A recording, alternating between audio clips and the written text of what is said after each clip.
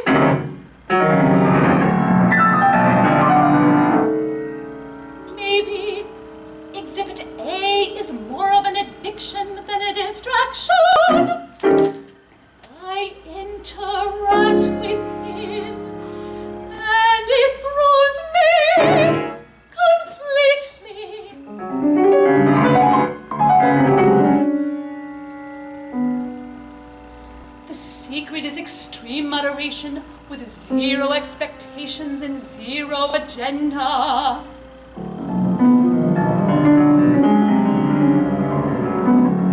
Sometimes I think it would be nice to have expectations and know that they'll usually be met.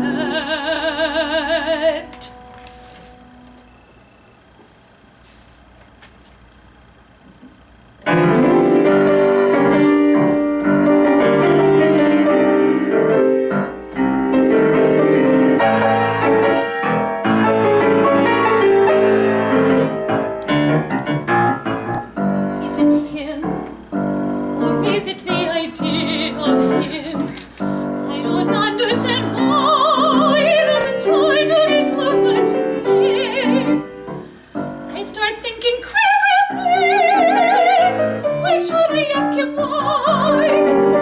He doesn't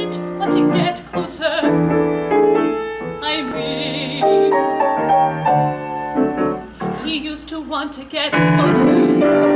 Wow, what an idiot thought, when actions are already screaming.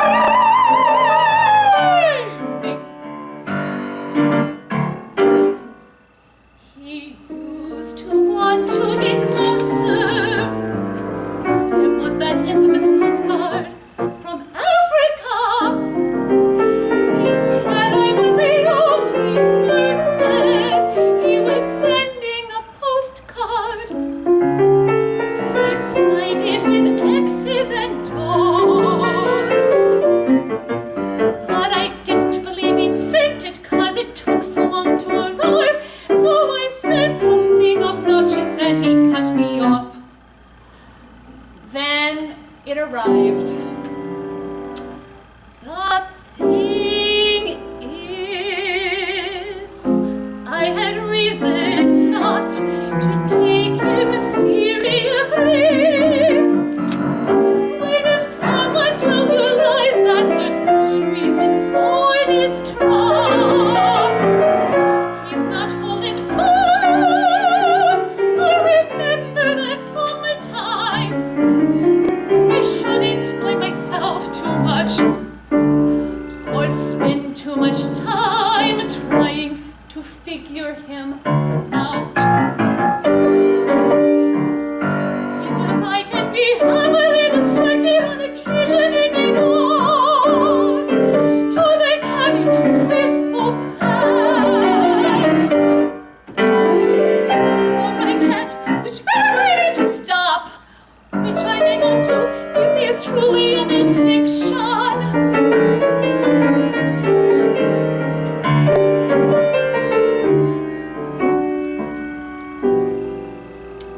I keep saying I'm indifferent, and it feels true.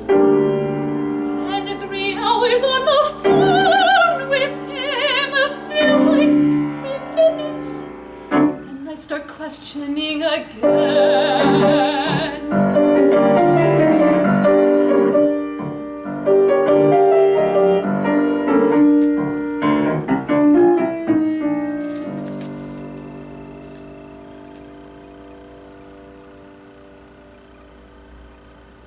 Why do I take so long